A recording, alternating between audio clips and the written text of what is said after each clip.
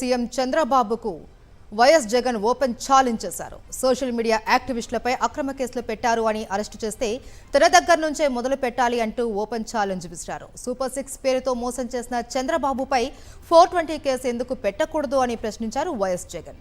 Social మీడియాతో పోస్టులు పెడుతున్నారు అని ఇష్టానుసారం అరెస్టులు చేస్తున్నారని మండిపడ్డారు. చంద్రబాబు మోసాలపై నాతో పాటు మా పార్టీ నేతలు కార్యకర్తలు అంతా ట్వీట్ చేస్తారు అన్నారు. ఎంతమందిని అరెస్టు చేస్తారో చూస్తాను అన్నారు. అరెస్టు చేస్తే మొదట తన దగ్గర నుంచే మొదలు పెట్టాలి అన్నారు జగన్. చంద్రబాబు మోసాలను సోషల్ మీడియాలో ఎండగట్టాలి అన్నారు వైఎస్ జగన్. నువ్వు చేసినది మోసం కాదా?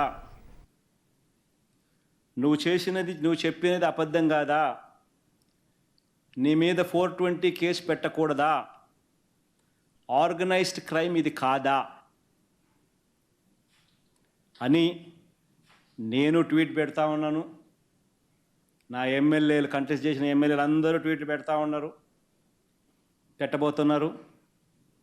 మా పార్టీకి సంబంధించిన అందరూ కూడా ట్వీట్ పెట్టి నీ మీద ఎందుకు 420 కేసు పెట్టకూడదు, నువ్వు చేసినది మోసం కాదా అని వైఎస్ఆర్సీపీకి సంబంధించిన ప్రతి కార్యకర్తకు పిలుపునిస్తూ ఉన్నాను. ఈ రెండు కూడా ఇదే మాదిరిగానే పెడుతూ ట్వీట్ చేయండి. ఇన్స్టాగ్రాము, ఫేస్బుక్, వాట్సాప్, యూట్యూబ్ అన్నిట్లోనూ పెట్టండి. ఎంతమంది నేను అరెస్ట్ చేస్తాడో చూద్దాం. అరెస్ట్ చేయడానికి ఏదైనా ముందుకు వస్తే ఫస్ట్ నా దగ్గర నుంచి స్టార్ట్ చేయమని చెప్తున్నా. అతలాకుతలం అవుతాం. చంద్రబాబు సూపర్ 6 ఒక మోసమన్నారు వైఎస్ జగన్. రోజు డైవర్షన్ పాలిటిక్స్ చేస్తున్నారన్నారు. ఇలాంటి పరిస్థితుల్లో ప్రశ్నిస్తే దేశంలో ఎక్కడా లేని విధంగా ఏకంగా 680 మంది సోషల్ మీడియా యాక్టివిస్టులకు నోటీసులు ఇచ్చారని మండిపడ్డారు. 147 మందిపై కేసులు పెట్టారన్నారు వైఎస్ జగన్. అతలాకుతలం అవుతా ఉన్న పరిస్థితుల్లో నీ సూపర్ 6 ఒక మోసం, సూపర్ 7 ఒక మోసం, నీ బడ్జెట్ ప్రజెంటేషన్ ఒక మోసం, రోజు డైవర్షన్ టాపిక్స్. ఇలాంటి పరిస్థితులు నిన్ను ప్రశ్నిస్తే దేశంలో ఎక్కడా లేని విధంగా ఏకంగా 680 మందిపై సోషల్ మీడియా యాక్టివిస్టులపై నువ్వు నోటీసులు ఇస్తావు. 147 మంది మీద కేసులు పెట్టావు. 49 మందిని అరెస్ట్ చూపించావు.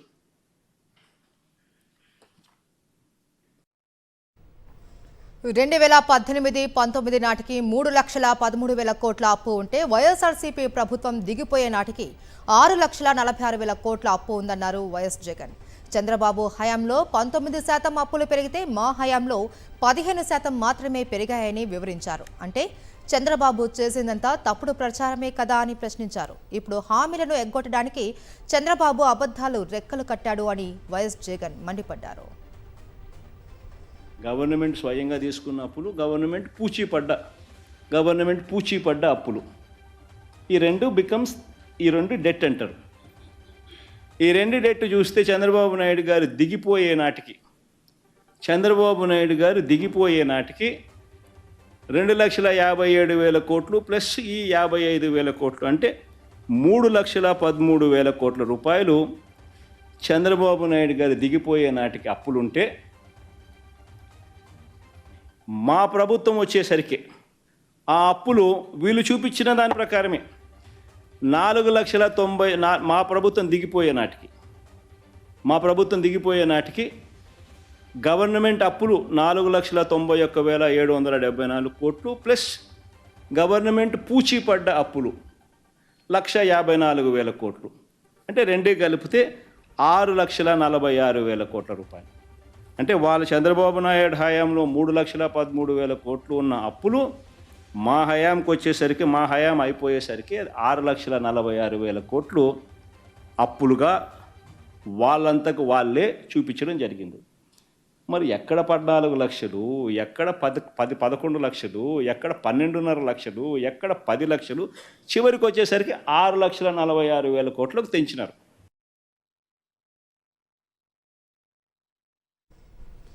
లగచర్ల ఘటనలో బీఆర్ఎస్ నేత పట్నం నరేందర్ రెడ్డిని అరెస్టు చేసిన పోలీసులు ఆయన్ను రిమాండ్కు తరలించారు. అయితే రిమాండ్ రిపోర్టులో సంచలన విషయాలను పేర్కొన్నారు. పట్నం నరేందర్ రెడ్డి రిమాండ్ రిపోర్టులో కేటీఆర్ పేరు ఇప్పుడు హాట్ టాపిక్గా మారింది.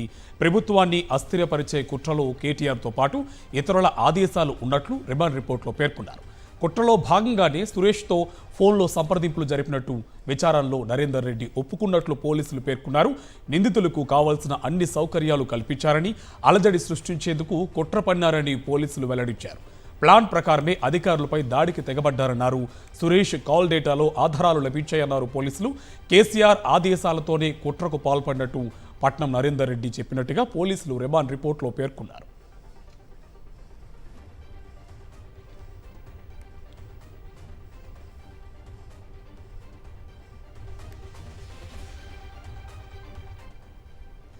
వికారాబాద్ కలెక్టర్పై దాడి ఘటనలో ఇప్పటి వరకు 47 మందిని అదుపులోకి తీసుకున్నామని, 16 మందిని రిమాండ్కు తరలించామన్నారు మల్టీజోన్ ఐసీ సత్యనారాయణ. ఇవాళ కొడంగల్ మాజీ ఎమ్మెల్యే పట్నం నరేందర్ రెడ్డి సహా 5గురిని జైలుకు పంపినట్లు చెప్పారు. మిగతా వారి కోసం 4 బృందాలుగా గాలిస్తున్నాయన్నారు. అధికారులను తప్పుదోవ పట్టించిన సురేష్పై గతంలోనూ కేసులు ఉన్నట్లు తెలిపారు. నిజమైన రైతులు ఎవరిని ఇబ్బందులకు గురి చేయడం లేదు అని, ఘటనకు బాధ్యులైన వారెవరిని వదిలే ప్రసక్తే లేదు అని స్పష్టం చేశారు ఐజీ.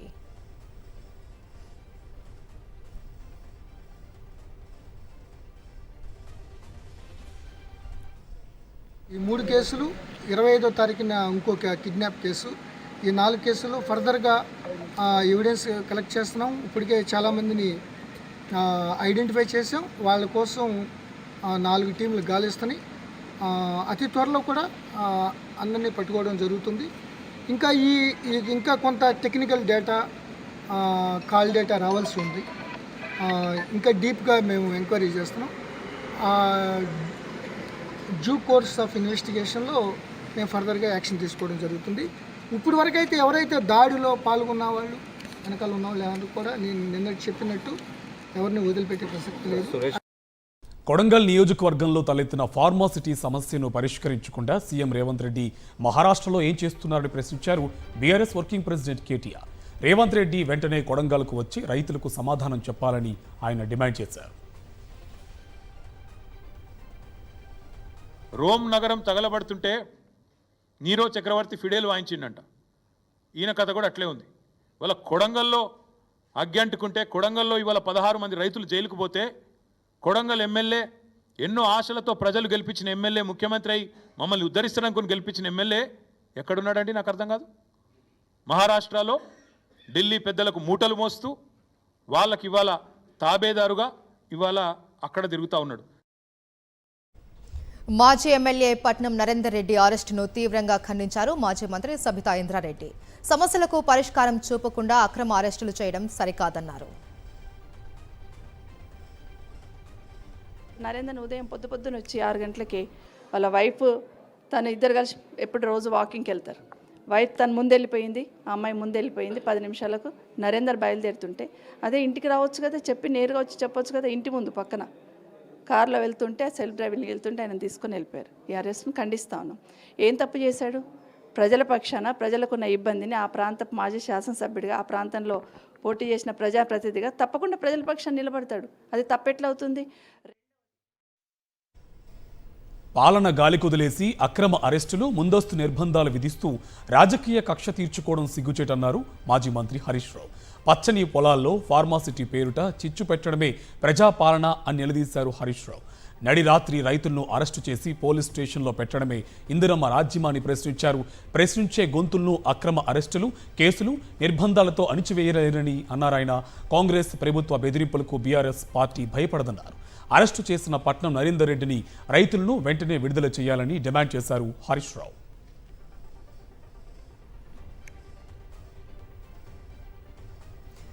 కాంగ్రెస్ ప్రభుత్వం చేస్తున్న అభివృద్ధిపై బీఆర్ఎస్ పార్టీ కుట్రపూరిత రాజకీయాలు చేస్తుందన్నారు డిప్యూటీ సీఎం భట్టి విక్రమార్క.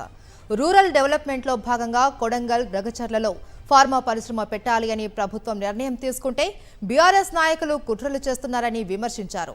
హైదరాబాద్తో పాటు సిటీ పరిసర ప్రాంతాలలో అభివృద్ధి లక్ష్యంగా ప్రభుత్వం పనిచేస్తుంది అన్నారు భట్టి.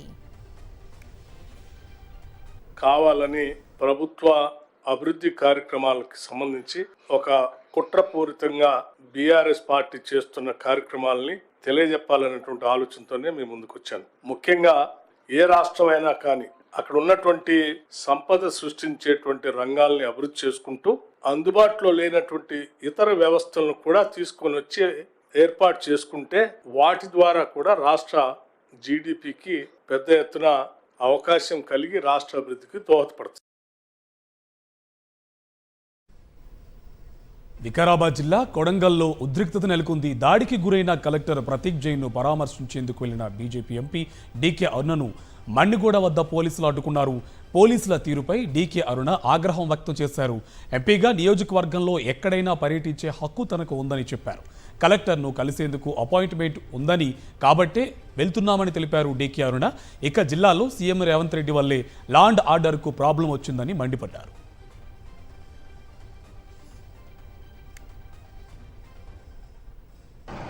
ల్యాండ్ ఆర్డర్ లేదు రాష్ట్రంలో. ల్యాండ్ ఆర్డర్ మెయింటైన్ చాలా కాలే ముఖ్యమంత్రికి. హోమ్ మినిస్టర్ తన దగ్గరనే పెట్టుకున్నాడు. ఇంకా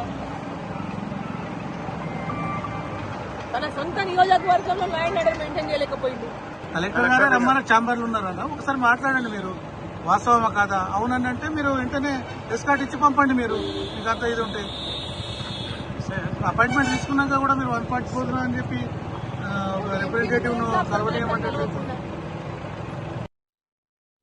ఏపీ శాసన మండలిలో విజయనగరం డయేరియా మరణాలపై మంత్రి సత్యకుమార్ హేళనగా మాట్లాడారు.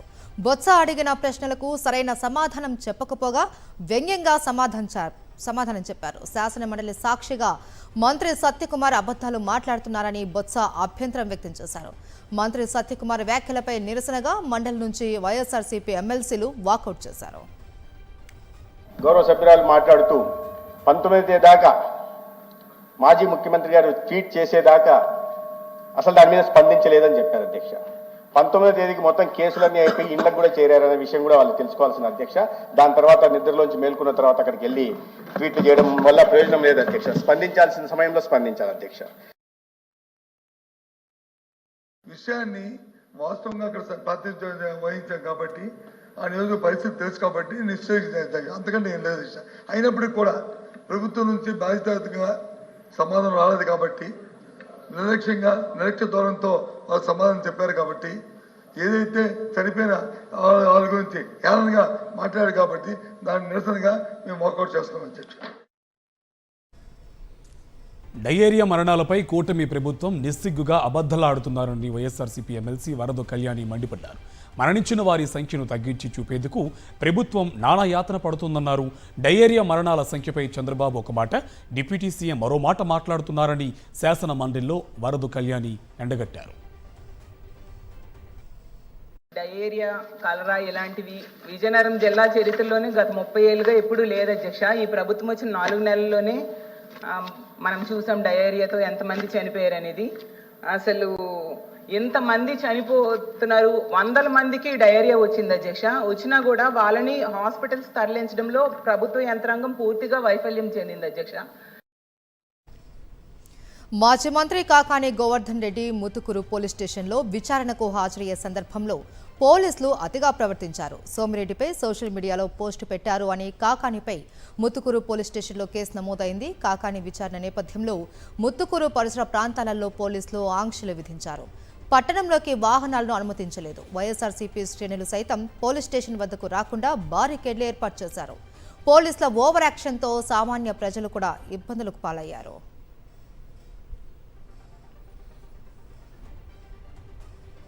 సోమిరెడ్డి అవినీతిపరుడని, ఆయన అవినీతిపై ప్రజల నుంచి వస్తున్న ఫిర్యాదులే నిదర్శనమని మాజీ మంత్రి కాకాని గోవర్ధన్ రెడ్డి అన్నారు.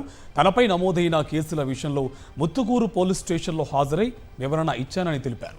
అధికారం ఉందని సోమిరెడ్డి అతని కొడుకు చేస్తున్న అవినీతి అక్రమాలను ఆధారాలతో సహా పోలీసులకు వివరించానన్నారు. ఇసుక, మట్టి, గ్రావెల్, లేఅవుట్లు, బెల్ట్ షాపుల్లో అక్రమాల గురించి పోలీసులకు వివరించానని చెప్పారు మాజీ మంత్రి కాకాని. సోమిరెడ్డి అవినీతిని గురించి నా దగ్గర ప్రజల నుంచి వచ్చేటువంటి ఫిర్యాదులే నాకు ఆధారాలు. సోమిరెడ్డి కొడుకు ఇద్దరు కలిసి ఇసుక, మట్టి, గ్రావెల్, బూడిద, లేఅవుట్లకు సంబంధించి కనుపూరు కెనాలకు టెండర్ కాలువ పూర్తి కాకముందే చేసినటువంటి దాని గురించి, ఈరోజు బెల్ట్ షాపుల వేలంలో ఏ విధంగా డబ్బులు తీసుకుంటున్నాడు అనేటువంటి దాని గురించి, బెల్ట్ షాపులకు సంబంధించి కాకుండా పర్మనెంట్ లైసెన్సులు ఇవ్వాలంటే ఈ మధ్యనే పాపం కొంతమంది ఒక మహిళ పొదలకూరు మండలంలో ఓ ప్రత్యేకంగా మీడియా సమావేశం ఏర్పాటు చేసి తనని ఏ విధంగా ఇబ్బందులు గురి చేస్తున్నారో లంచాలు ఇవ్వలేదని చెప్పే ఉద్దేశంతో ఇవన్నీ కూడా ఈరోజు పోలీసులకి అన్ని ఆధారాలు ఏమిటి అంటే ఆధారాలతో సహా చెప్పడం జరిగింది. ఏపీలో సోషల్ మీడియా కార్యకర్తలపై వేధింపులు కొనసాగుతున్నాయి. తాజాగా గుంటూరులో మరో సోషల్ మీడియా కార్యకర్తను అరెస్టు చేశారు పోలీసులు. పాలూరి రాజశేఖర్ రెడ్డిని పోలీసులు అరెస్టు చేసి పోలీస్ స్టేషన్కు తరలించారు. తనకు ప్రాణహాని ఉందని నిన్న రాజశేఖర్ రెడ్డి ప్రకటించాడు. అయితే 24 గంటలు గడవక ముందే రాజశేఖర్ రెడ్డిని పోలీసులు అదుపులోకి తీసుకున్నారు. తన ఆధీనంలో ఉన్న social media activist Paluri Rajasekhar రెడ్డిని నూజివీడి పోలీసులకు అప్పగించానని వైఎస్ఆర్సీపీ నేత మాజీ మంత్రి అంబటి రాంబాబు తెలిపారు. ఇవాళ ఉదయం 10:30 గంటలకు ఆయన్ను పోలీసులు అరెస్ట్ చేసినందున 24 గంటల్లో కోర్టులో ప్రవేశపెట్టాలని డిమాండ్ చేశారు అంబటి. పోలూరి రాజశేఖర్ రెడ్డి రాత్రంతా ఇక్కడే ఉన్నాడు. పోలూరి రాజశేఖర్ ఆయన్ని పోలీసులకి అప్పచెప్పడం కూడా జరిగింది. చాలా కేసుల్లో 4 రోజులు 5 రోజులు అట్టి పెట్టుకొని కొట్టి కోర్టులో ప్రొడ్యూస్ చేశారు. దీన్ని దృష్టిలో పెట్టుకుని ఇవాళ మా రాజశేఖర్ అనే వ్యక్తిని మేవుగా హ్యాండ్ ఓవర్ చేయడం జరిగింది. ఇంకా అతన్ని ఏమి కొట్టరనేటువంటి విశ్వాసం, కొడితే వాళ్ళ సంగతి మళ్ళీ చూస్తామని కూడా మనవి చేస్తున్నాం. వైఎస్ఆర్సీపీకి చెందిన సోషల్ మీడియా యాక్టివిస్టులపై అరెస్టులు కొనసాగుతున్నాయి. తాజాగా కాకినాడ జిల్లా జగ్గంపేటకు చెందిన కాపవరపు వెంకటరమణను పోలీసులు అరెస్టు చేశారు. జనసేన నేతల ఫిర్యాదు మేరకు వెంకటరమణపై కేసు నమోదు చేశారు. పెద్దాపురం కోర్టులో మెజిస్ట్రేట్ అందుబాటులో లేకపోవడంతో కాకినాడ కోర్టులో హాజరుపరచగా 14 రోజులు రిమాండ్ విధించారు. సోషల్ మీడియా కార్యకర్త వర్రా రవీందర్ రెడ్డికి కడపలోని రిమ్స్ ఆసుపత్రిలో వైద్య పరీక్షలు నిర్వహించారు. సోషల్ మీడియాలో అసభ్యకర పోస్టులు పెట్టారనే నెపంతో రవీందర్ రెడ్డిని పోలీసులు ఇటీవల అరెస్ట్ చేశారు. విచారణ పేరిట పోలీసులు తనను చిత్రహింసలకు గురి చేశారని రవీందర్ రెడ్డి జడ్జి ముందు వాపోయారు. స్పందించిన జడ్జి రవీందర్ రెడ్డికి పూర్తి వైద్య పరీక్షలు నిర్వహించి నివేదిక అందజేయాలని సెంట్రల్ జైలు అధికారులను ఆదేశించారు. దీంతో పోలీసులు ఇవాళ రవీందర్ రెడ్డిని ఆసుపత్రికి తీసుకువెళ్లారు.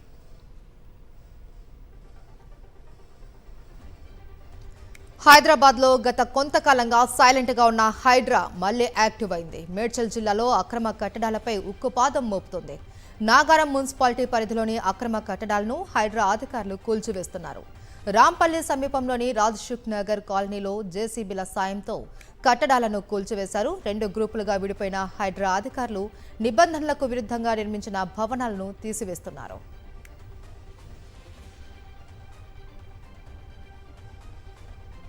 హైదరాబాద్ నగరంలోని పలు ప్రాంతాల్లో హైడ్రా కమిషనర్ రంగనాథ్ పర్యటించారు.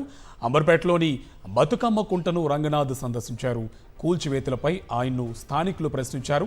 బతుకమ్మ కుంట సమీపంలో ఎటువంటి కూల్చివేతలు ఉండబోవని ఆయన స్థానికులకు భరోసానిచ్చారు. బతుకమ్మ కుంట సుందరీకరణ చేపడతామని తెలిపారు. 5 ఎకరాల స్థలంలో పార్కు నిర్మిస్తామని, దీంతో భూముల ధరలు పెరుగుతాయని ఆశాభావం వ్యక్తం చేశారు హైడ్రా కమిషనర్ రంగనాథ్.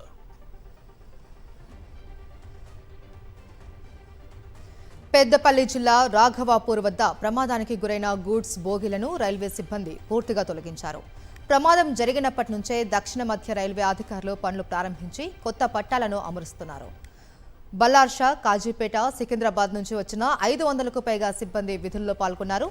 ఉదయం నుంచి పునరుద్ధరణ పనులను మరింత ముమ్మరం చేశారు. ఈ అర్ధరాత్రి లేదా రేపు ఉదయం నుంచి రైళ్ల రాకపోకలు తిరిగి ప్రారంభమయ్యే అవకాశం ఉన్నట్లు అధికారులు వెల్లడించారు.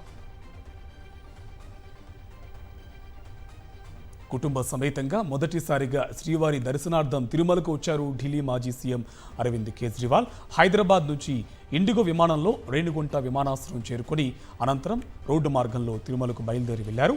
కేజ్రీవాల్కు ఘన స్వాగతం పలికారు ఆమ్ ఆద్మీ పార్టీ నాయకులు, కార్యకర్తలు.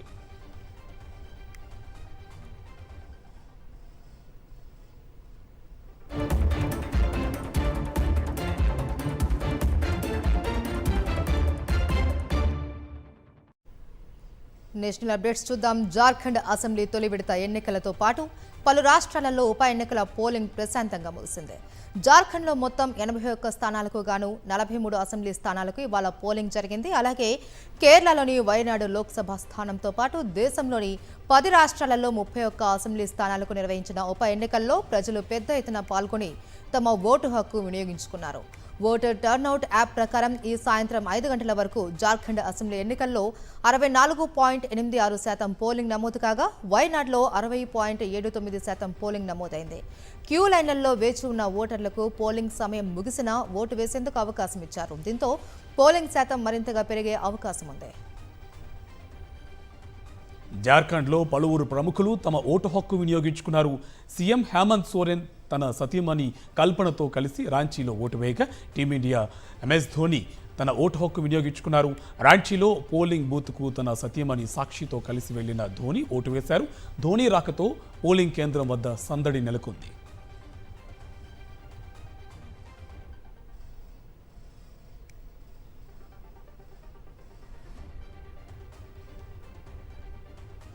బీహార్ ముఖ్యమంత్రి నితీష్ కుమార్ మరోమారు ప్రధాని మోదీ పాదాలకు నమస్కరించేందుకు ప్రయత్నించారు. దీంతో ఆయన్ను నిలువరించేందుకు ప్రధాని మోదీ ప్రయత్నం చేశారు. ఇందుకు సంబంధించిన వీడియో వైరల్గా మారింది. బీహార్లో దర్భంగాలో ఏర్పాటు చేసిన ఓ కార్యక్రమంలో ఈ ఘటన చోటు చేసుకుంది. మోదీ పాదాలకు నితీష్ నమస్కరించేందుకు ప్రయత్నించడం ఈ ఏడాది మూడోసారి.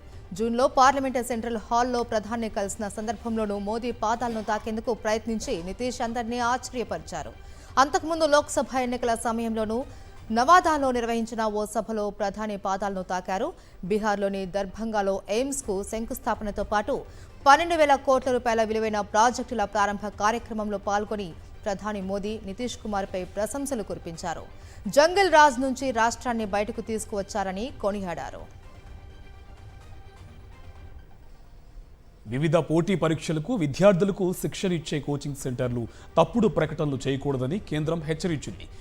కోచింగ్ కేంద్రాలు చేసే 100% జాబ్ గ్యారంటీ, 100% సెలక్షన్ వంటి తప్పుడు ప్రకటనలు నియంత్రించేందుకు కేంద్రం నూతన మార్గదర్శకాలు జారీ చేసింది.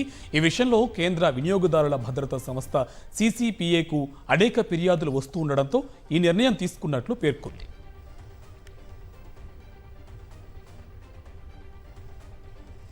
దేశ రాజధాని ఢిల్లీని దట్టమైన పొగమంచు కమ్మేసింది. ఢిల్లీ NCRలో వాయు కాలుష్యం ప్రమాదకర స్థాయికి చేరింది. రాజధాని ప్రాంతంలో గాలి నాణ్యత నిరంతరం క్షీణిస్తోంది. ఎయిర్ క్వాలిటీ ఇండెక్స్ పూర్తిగా పడిపోయింది. వాతావరణం చల్లగా ఉండటం, వాయు కాలుష్యం కారణంగా రాజధానిలో విజిబిలిటీ తగ్గింది. ఢిల్లీలో సగటు వాయు నాణ్యత సూచి 347గా నమోదైంది. ఢిల్లీతో పాటు నోయిడా, ఘజియాబాద్, గురుగ్రామ్, ఫరీదాబాద్లో తీవ్రమైన పొగమంచు కమ్ముకుంది. పొగమంచు కారణంగా వాహనదారులు తీవ్ర ఇబ్బందులు ఎదుర్కొంటున్నారు.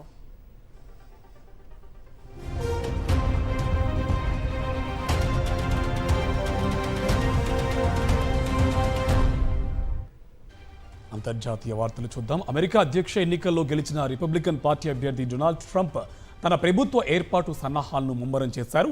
తనకు ఇష్టం ఉన్న వాళ్లకు పదవులు ఇస్తానని ఇప్పటికే సెనెట్కు షాక్ ఇచ్చేలా వ్యాఖ్యలు చేసిన ట్రంప్ ఆ దిశగానే అడుగులు వేస్తున్నారు.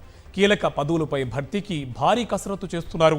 ముఖ్యమైన మంత్రిత్వ శాఖల బాధ్యతలను సమర్థులైన వారికి ఇచ్చే పనులు తలమునకలయ్యారు. ఇందులో భాగంగా తన గెలుపులో కీలక పాత్ర పోషించిన బిలియనీర్ ఎలాన్ మస్క్, వివేక్ రామస్వామిలకు ఎఫిషియన్సీ శాఖ బాధ్యతలను ట్రంప్ అప్పగించారని అమెరికా మీడియాలో జోరుగా ప్రచారం జరుగుతోంది.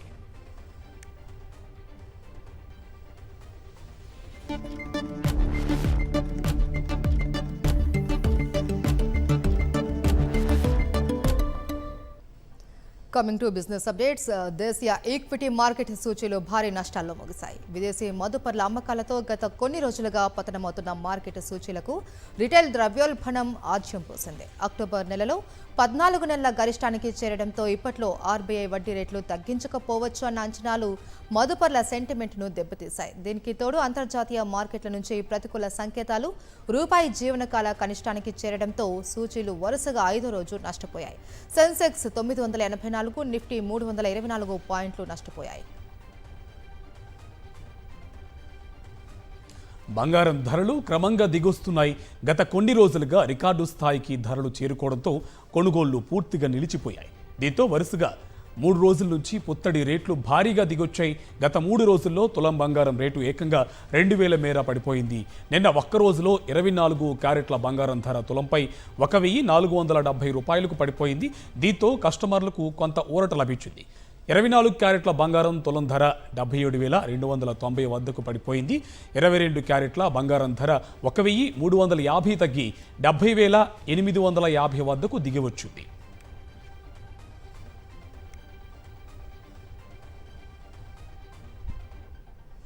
అమెరికా అధ్యక్షుడిగా డొనాల్డ్ ట్రంప్ విజయం సాధించిన క్రమంలో బంగారం ధరల్లో కీలక మార్పులు జరిగాయి. ట్రంప్ అధికారంలోకి వస్తే అగ్రరాజ్య ఆర్థిక వ్యవస్థ పుంజుకుంటుందని, డాలర్ విలువ పెరుగుతుందని ఇన్వెస్టర్లు భావిస్తున్నారు. దీంతో అక్కడి బాండ్ ఈల్డ్స్, స్టాక్ మార్కెట్లు, బిట్ కాయిన్లలో పెట్టుబడులు పెడుతున్నారు. దీంతో బంగారానికి గిరాకీ తగ్గి ధరలు పడిపోతున్నాయి.